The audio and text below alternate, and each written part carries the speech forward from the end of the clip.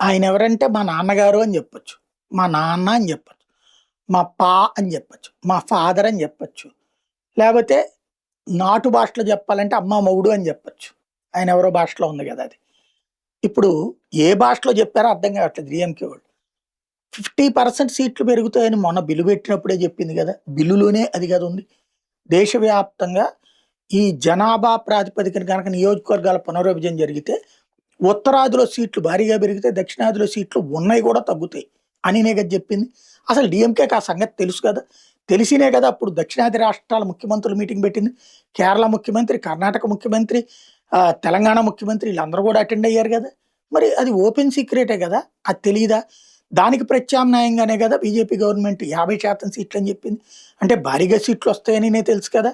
39 సీట్లు ఉన్నటువంటి తమిళనాడుకి 59 సీట్లు వస్తాయని ఆ బిల్లులోనే ఉంది కదా! అయినా అప్పుడేమో వ్యతిరేకించి కాంగ్రెస్ కోసం, ఇప్పుడు కాంగ్రెస్‌తో విభేదాలొచ్చి కాంగ్రెస్ ఆహ్, తమనొదిలేసి టీవీకే ప్రభుత్వంతో వెళ్ళిపోయింది కాబట్టి ఇప్పుడు డీఎంకే మద్దతిస్తుందట. 59 ఎంపీ సీట్లు గనక తమిళనాడుకొస్తాయంటే మేము మద్దతిస్తామంటూ పుత్తియ తమిళగం పార్టీ ప్రెసిడెంట్ కృష్ణస్వామి గూడా చెప్తున్నారు.